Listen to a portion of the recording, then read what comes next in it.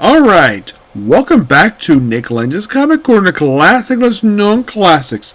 This is episode number 3067, Doubleshot 2961. I have two Star Wars trades that both happen to feature Luke Skywalker as a featured character, and they're the last trades for their runs by their respective writers. First of which is Star Wars Volume 9, The Path of Light, written by Charles Shaw. It collects issues 48 to 50 of Volume 3. You're thinking, wait, why the heck does this book contain 3 issues? Because 50 was a double-sized finale. Not kidding about that. So, we have Jethro Morales on the arc for issues 40-49, and the final issue is Malbach Masavok. Yeah. So, mostly put for the first 2 issues of this book. This is, of course, just after the triumph in the previous arc here. You have Leia having a nightmare about seeing, well, the Death Star when she was a child. And in this dream, she indirectly basically blew up her home planet, but look up. And then for some reason, the artist decided to stop drawing her for a moment. She doesn't look anything like the late Carrie Fisher. And then later on, she's back to the look. You could surmise this is basically her when she's on her ship, which is called Home 1. So, now she's starting to look like Carrie Fisher. We see Luke Skywalker is black uniform, which, by the way, in the terms of when people first saw this thing, was actually Return of the Jedi. I think he started sporting that, I believe, just after Dark Droids. Yeah, he's no longer wearing his X-Wing uniform, or the uniform he was wearing in the previous one, the gray outfit, which he's wearing since the end of Empire Strikes Back. Leia here is wearing the outfit she was wearing in Empire Strikes Back, but not the outfit she wore in Return of the Jedi. It was a completely different outfit here. So, yeah, they're still basically looking for Han, obviously. And Luke is working with Leia. And, of course, he gets contacted. And then we see Evelyn, who I believe is from, basically, they mention here about the Alderaan survivors. Yeah, for some reason, this book does not include an editor's note. Those have been thinking, wait, Alderaan survivors? Wait, I thought Leia was the last one. Okay, a bit of explanation for this. So, 10 years ago, yes, it's been 10 years since the original miniseries came out. I have done a review of it. Check out my YouTube channel. I'm not sure how long ago it was. It was a 5-issue miniseries written by Mark Waid, of all people. Yes, Mark Waid.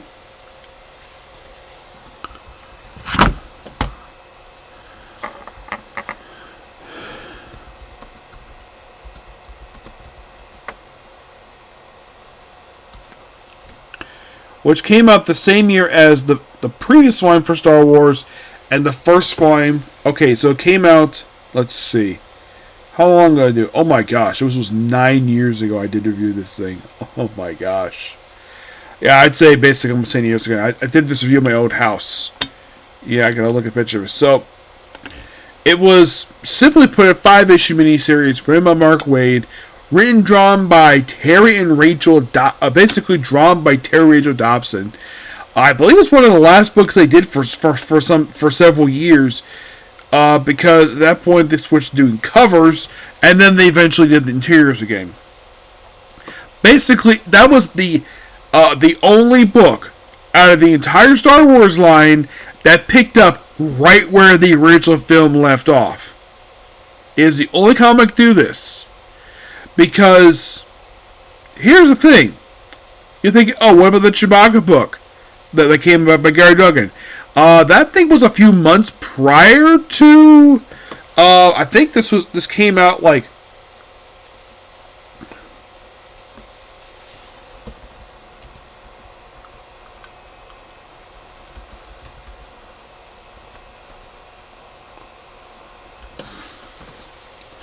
if I remember correctly, I believe the comic itself came out, I think it was set, I know it was set after the events of, I'm trying to find it here.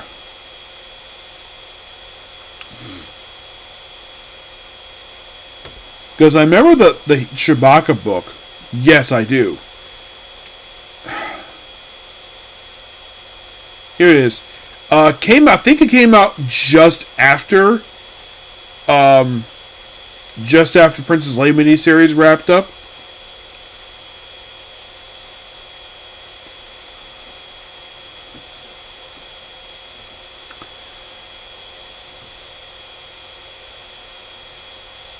Because I think this takes place long after the Leia's book.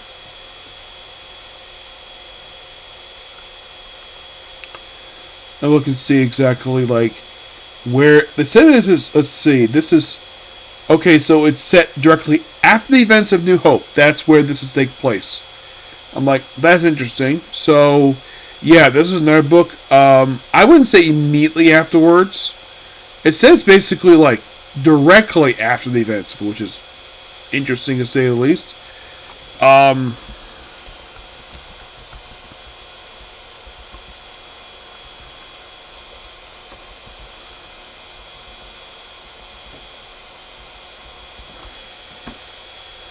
The Han Solo book is, well, not long after the events.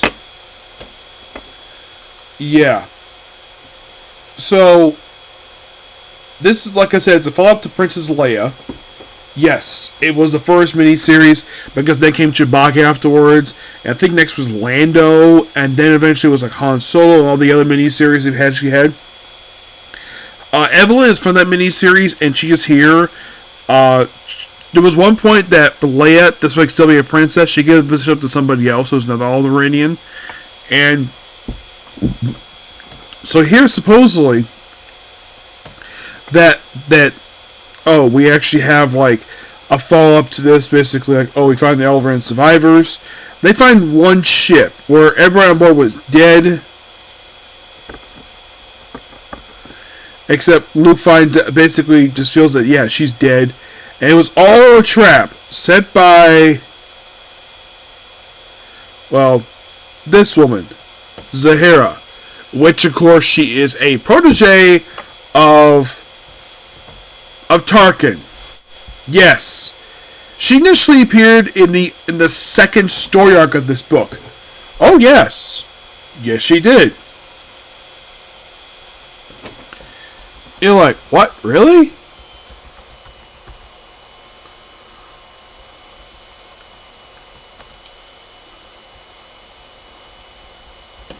Yeah, it was the Starlight storyline.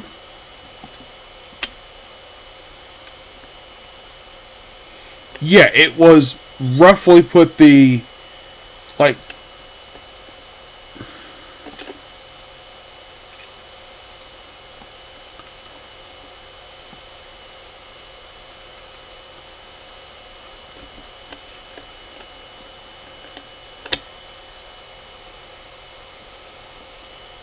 yeah, this book here was a return to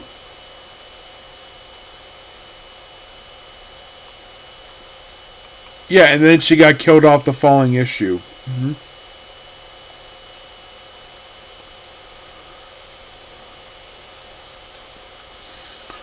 Yeah, she's basically brought back here because I'm sure Shoal himself wanted to, I'm guessing at this, probably just tie up a loose end when it relates to the character.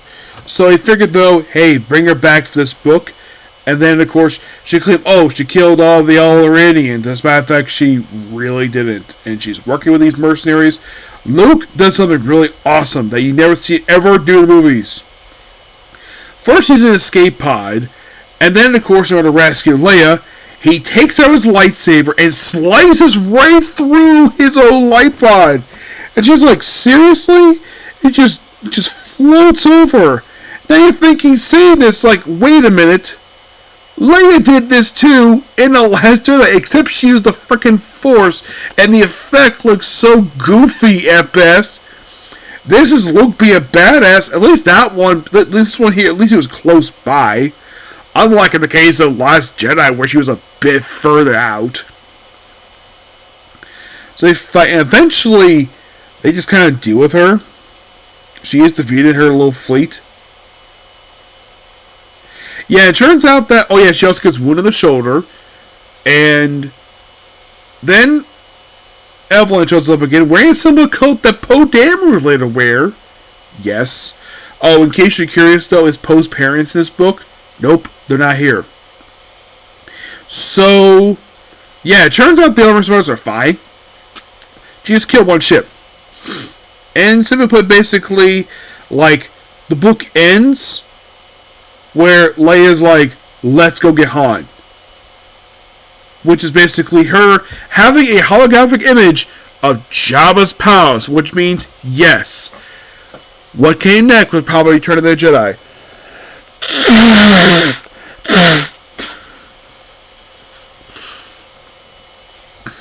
Yes. And then we have the final issue. This is set roughly about 15 years after the events of... Well, we begin on Oasis, the Jedi Temple. Yeah, so you have Luke Skywalker with the beard. Yeah, that was the Mark Hamill first sported in Force Awakens. And he's here to trade with Ben Solo. Ben Solo, now, by the way, Sahara herself, she's basically... Excuse me, in the original EU canon, there was a woman named Dala, who was also Tarkin's protege, and she doesn't know who this woman is. So she was completely created for Disney canon. In the original canon, Dala was basically his apprentice. At one point, also depicted as his lover. That's like Tarkin was happily married at that point.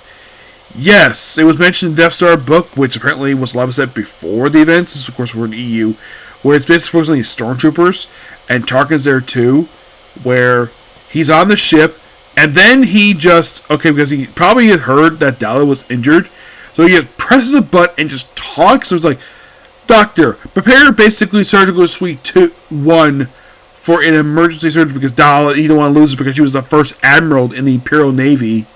Because not only was the Imperial Navy racist, they a lot of them were sexist. That is how basically George Lucas allowed the Empire to be depicted. Sexist pigs. But in the case of the new canon, they are, well, they're still racist. They still keep that portion of them. But as for them being sexist, it's probably because basically Kathleen Kennedy was in charge of Disney, the charge of Lucasfilm. Now she's leaving at the end of this year. The other stuff. My guess is she's probably like, yeah, let's keep the racism because that's basically a good aspect of them because it's the Empire. But get rid of the sexism. Get rid of the sexist stuff. Have be more accepting of women because, of course, a woman's in charge. So then Luke takes Ben to tell him a story about what happened with his father. Of course, he knows about this.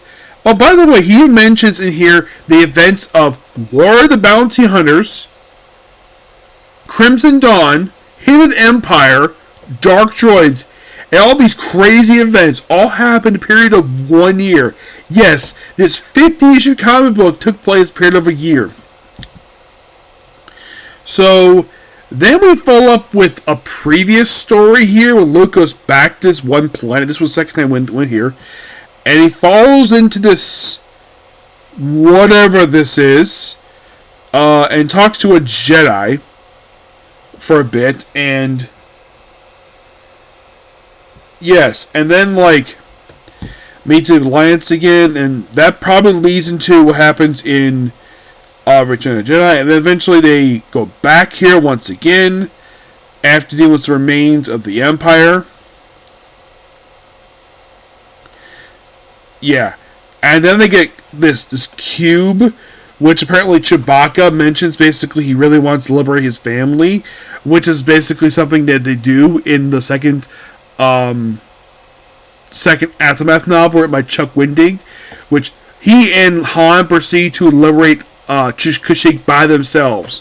And that's something basically that Han basically was part of his light. It's called Adam's light debt. Basically, Han wanted to pay back basically Chewie for helping him out, so he wants to help out Chewie by liberating its own planet from the Empire.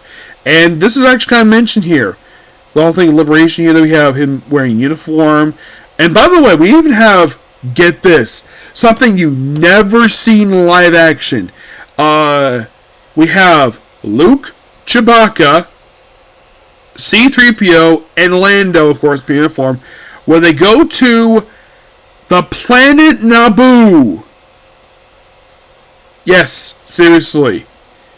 Which apparently, according to this book, so when the Empire took over, they apparently killed the last queen, because it was mentioned in video games. I don't know if it's still canon. They mentioned they got rid of the monarchy system. It's all controlled by some Moff controls the planet now. Yeah, and then of course, basically, this librarian here is like, we're basically asking what he's wearing, like a captain's former lieutenant bar, which is so funny. And he's like, I thought I can kiss you. He's like, but I'm married. It's an older woman. He gives him files about basically the reason we go to Naboo. Here's the reason why. Because that's Palpatine's home planet.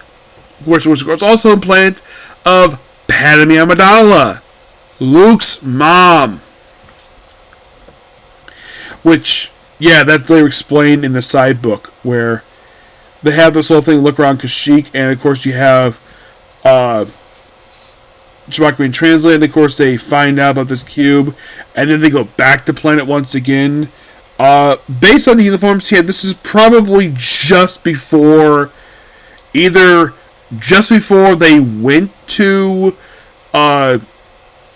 because Han is not here, so they basically talk to the guy again, and he fights them, and they bring a freaking corpse out of there.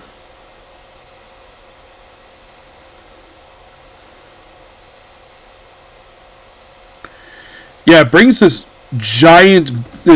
skeleton. It's probably this dead Jedi was here for some time. And as Vader's telling Luke telling us to bend, the book ends. Yep. And that's pretty much Star Wars Volume 3 in a nutshell. It's an excellent book. I do gotta admit, basically, for these last 3 issues, it is basically just tying up some loose ends. Yes. Yes, he is. And the book was fantastic. The book never had... Now, unlike the previous volume, which had some very low points under Kieran Gillen, Scholl never put out a bad issue of this book. He worked on this book for 4 freaking years. And, in case you're curious, though, did the book ever go twice monthly? Nope. Never did. It was always once a month. 50 issues across 4 years. Can you believe they started this book in the start of 2020? Which the only reason why they did that was because Empire Strikes Back was celebrating 40 years since it happened. Of course, they did also Celebration Return of the Jedi when this book came out. So, this book basically, like, these 50 issues, all this major stuff happening here.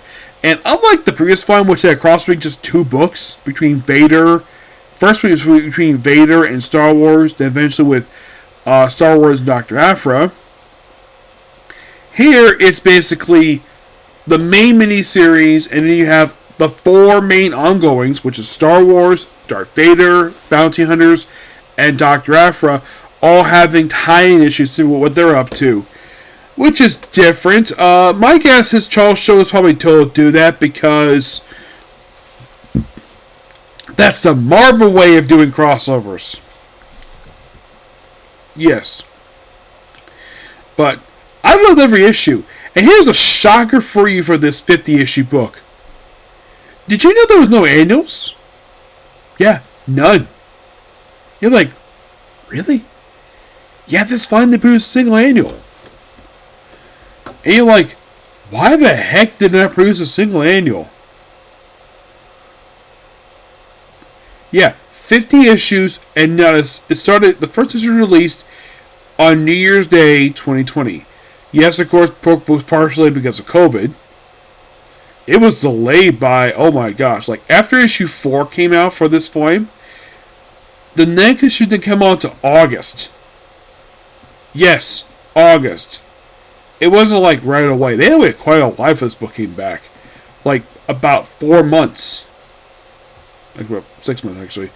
And then from that point forward, from like I'm looking at right now, is that each of the issues basically all came out pretty much basically within like a, though they did have occasionally I think a month off, like from issues 5 through 12, all released basically within a month of each other. But for some reason, between 12 and 13, we had to wait a month. Not sure why they skipped them up, but they did. And then from that point forward, they were progressing perfectly fine. And then between 17 and 18, the book was delayed. Yes, for some reason, the final issue of the War of the Bounty Hunter storyline, which started issue 13, and then with issue 18. 18 came out roughly like a little over a month after issue 17. And then looks like okay for look like, and then we have a few issues in a row, and then like 2 months off. Yes, waiting about 2 months later. Yes, between issues 2020, we had the skip month, skip from February this time, and then I'm looking at the release dates of this one. It seems like at this point, it was fine. I still have the cover book, Maisie. Yeah, everything was fine until we got to issue 29. At 29, they once again took a month off for the book. Not sure the reason for this, but they did. And then 30 was released in January of 2023, and I'm looking at this right now. Looks like release date for this one was pretty normal. I don't see a single delay. I think from that point forward, they pretty much released everything on time. Yeah. As for the reason why for some books got delayed, not really sure, but that's kind of what the book was. But that's basically the Charles Show book. Why they took a few months off of the run? Not like the first time at least was a reason. The other times, not sure why it took a month up, but hey, they put out 50 issues in 4 years, which is good. Yep. Next up we have is, oh, by the way, I give Star Wars Volume 9, Path to Light, a 10 out of 10. Next up we have is Darth Vader, Volume 9, Phantoms, which is also contains the last 3 issues of this book, written by Greg Pak. This book also contains the 25th anniversary special for Star Wars The Phantom Menace. Because last year was 25 years of the movie. Which, that is fascinating. And I saw the movie in theaters. So mostly put for these last few issues of this book. Now, 48-49 is done by Rafael Inco, with the cover art done by Len Francis Yu and Ramon Fajay. The final issue, unlike in the case of Star Wars, which had one artist for the entire final issue, Vader had four artists. Yeah, Rafael Inco, who was the artist of the previous 2 issues, Paul Fry, Luke Ross, and Adam Graham. Of course, Len Francis Yu and Ramon Fajay did the art for this one. The Phantom Menace special was drawn by Will Sully, art by Phil Noto. Mostly put in these last 3 issues, the book that features Luke Skywalker. Not sure exactly what takes place. It could take place either before or some point between issues. Not sure. So you have Luke, and of course he's been kidnapped by Sabe, who's shooting him from the previous set of issues. And by the way, Sabe mentions his mother to him. Well, you look like you remind me of your mom. And it's like, oh yeah, you're a former handmaiden, or handmaiden of Prime Amidala. Despite the fact at this point it's been like over 20 years. Oh, and also for some reason, this revealed in this book that the handmaidens, 2 of them are a lesbian couple. Yes, seriously. Disney canon. Yes. There's a lot of crazy stuff. We have the Skiz Imperial, which apparently this was like revolting against the Empire.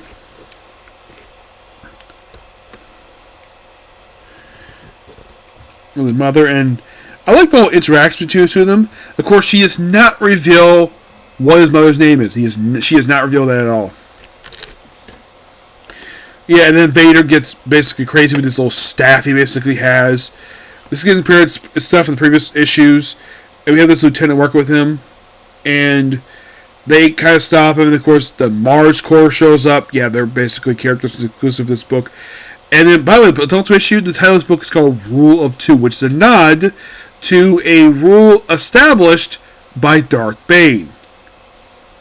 Which, of course, the reason for this, because the Sith become overpowered, and several of the Sith Lords, well, basically the Sith Masters, they got multiple apprentices, and in the original EU canon, they were killed with a thought bomb. EU canon was weird. You was also really weird. Having Chewbacca getting crushed by a frickin' moon. By an alien species from a different galaxy. And also, having Admiral Akbar in the book die of a frickin' heart attack. Yes, seriously. So yeah. A lot of it's like working together. It's interesting you have Luke Skywalker in this book. This book prior to this, he wasn't featured that much this book. Yeah. And then eventually, like, the Skizapura mostly killed off by, like, basically his last 3 issues just serve as basically just wrapping up the story going on for quite a while in the book. And this flashes to Revenge of the Sith here, and even Phantom Menace, which is interesting. So, eventually Palpatine frees him, of course, has to remember everything related to himself. Yeah, and then of course the guy had been around it for a while, then he basically gets thrown out.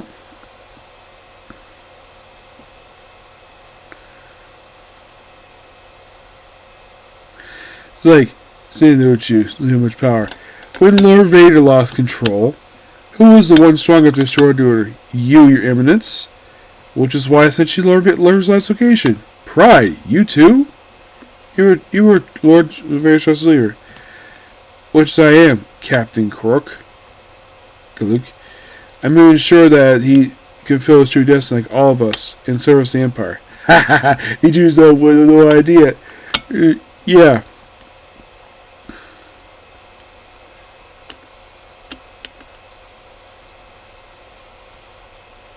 Yeah.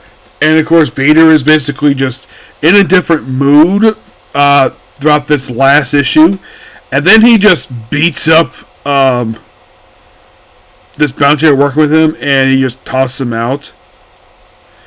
So eventually the administrator just gives him basically something to drink, and he just goes off. Yeah, and then we have various other stuff happening here. Like Tyson, various. They have Sabe working with Leia. Of course, she is. Here's the thing. Apparently, Sabe doesn't know the fact that. Well, probably I think she does know that Leia is Padme's daughter. Yeah. So, like her becoming Empress to Vader, and yeah, it doesn't go anywhere. It's just her basically meaning Padme's daughter. And of course, wonderful drawing here of having the late Carrie Fisher in the book, which I'm sure probably Marvel had to pay her basically a good fee to use her likeness in this book. Mm-hmm.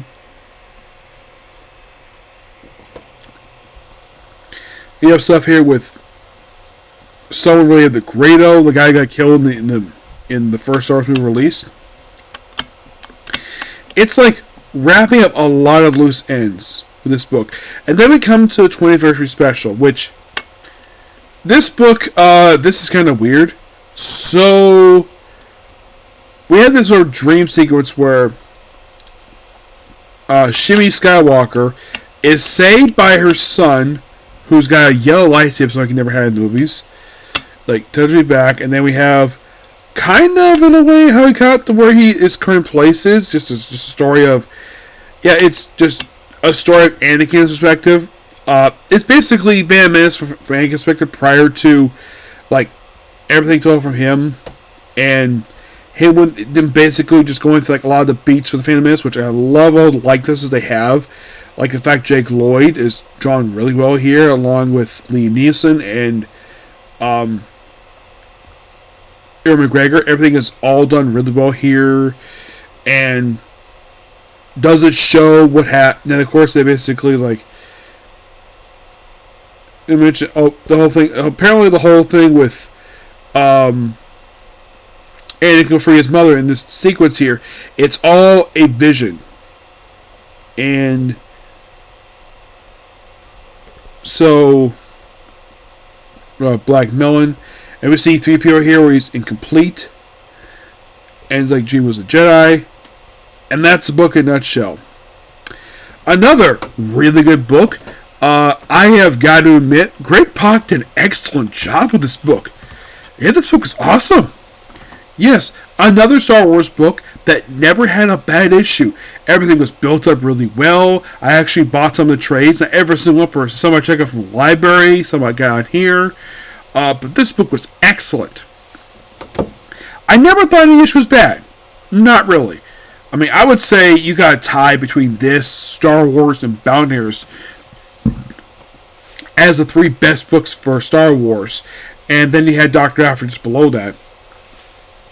Book which is pure awesomeness. And if you're really curious about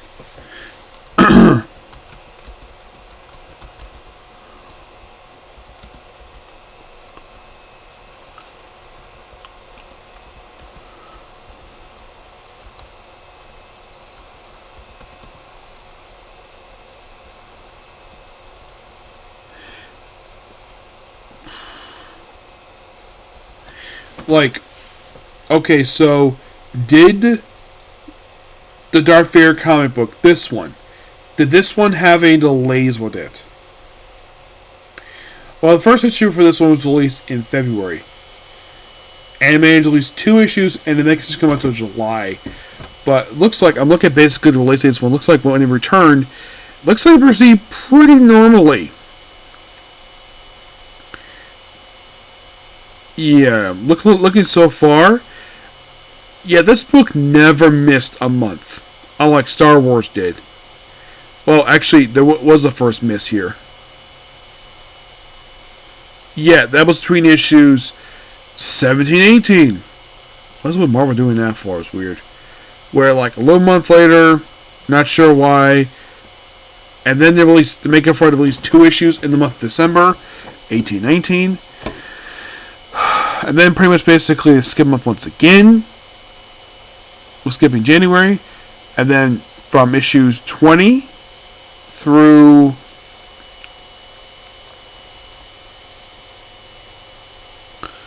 29 all released on time. And then 30 was not released until like a little over a month later. And then you think, oh, was at that point they decided to release the book on time? Well, for some reason, not sure why, like Act 32, they took a month off, came back with two issues in the month of May, and then back to 1 issue after that. You think, okay, did they keep up the regular schedule, release monthly? They did. They certainly did. I like all the development with this series. Like, I love all the plot threads that basically Pak did. And it's really cool, though, that he managed to wrap up every single plot thread he established in this book by the final issue. And that's probably as far as they want to take it. Because this book I can accept basically lasting as long as it did, because it took place pretty much a year, like Star Wars did. But this book was amazing. The final trade here, which is volume 10, I give this a 10 out of 10. Now, right now, unlike in the case of Star Wars, which their book came out in May, yes, another volume's come out in May, they have weekly series released after this to do with Doubleshot, who basically fill in some gaps that were not shown in Shattered Empire or the Aftermath trilogy, or even Lost Stars. Yeah, that book basically was a romance book, but by Collider, which is really good, by the way. I recommend checking it out. But I think, okay, so we explored everything for Vader between Empire Strikes Back and New Hope. Okay. Of course, yes, there's the Darth Vader Black, White, and Blood. Red, White, and Blood, which is a good book, by the way. You would think, though, like, what's up to explore for Vader? Well,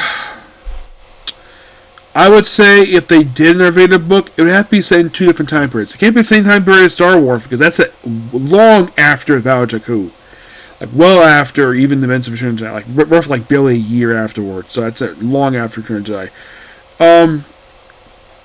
For Vader, I only can think of two spots you can basically, if Marvel wants to do another Vader volume, there's only two areas they can do. Number one, the 19-year time skip. Pick up right where Charles Schultz's last issue of Darth Vader, which is Darth Vader Volume 2, the previous book for this one. Pick up where that book left off and try your best to explore that time period. Because what's been shown, well, I've read so far anyways, that has been shown what he was doing in that time period.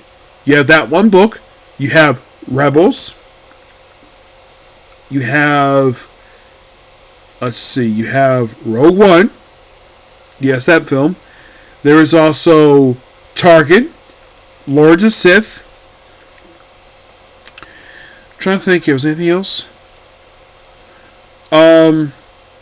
No, he was featured in Rebel Rising. That basically felt like a little gap. There was a intro sequence, basically felt like a little time skip in the movie. Was featured in the prequel book before Rogue One? No, he was featured there. So that's one area they can definitely explore because there's a lot of story potential they can explore there for Vader. The other is because they've explored what happened with Leia after the events of New Hope. Like what she was doing immediately afterwards. And Chewbacca. Another area they can do is from the moment that Vader was last seen in New Hope and prior to him appearing in the very first issue of Star Wars by Jason Aaron.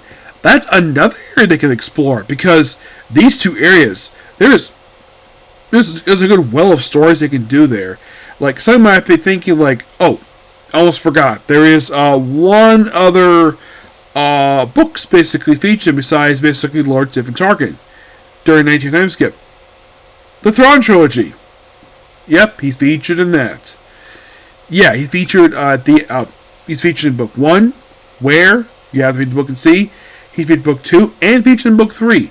And book 3 basically leads into Tarkin's experience on Rebels. And you think, oh, like, have they explored plenty of space? I would say you have plenty of room to draw stories from.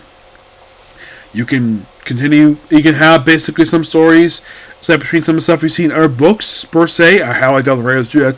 But that 19-year time skip, that well of untold stories in that time period is so rich. Would basically could tell more stories there. Like, if I were Marvel, I would adapt the Darth Vader Lord of the Sith novel.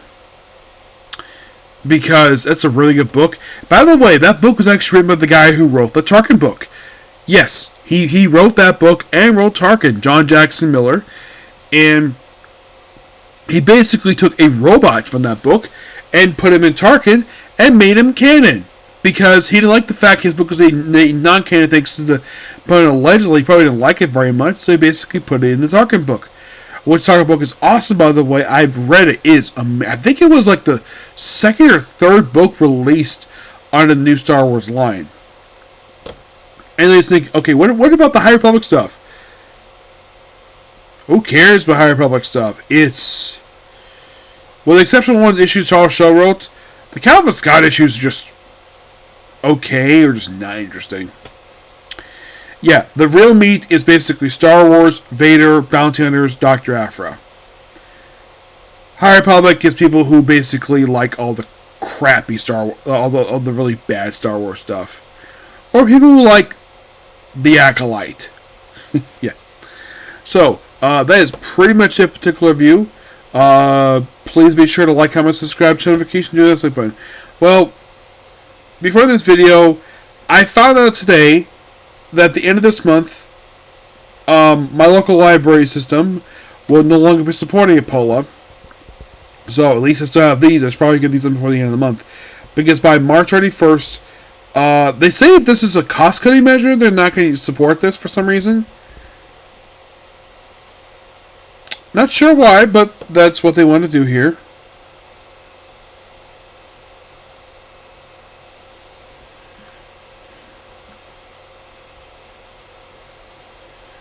Yeah.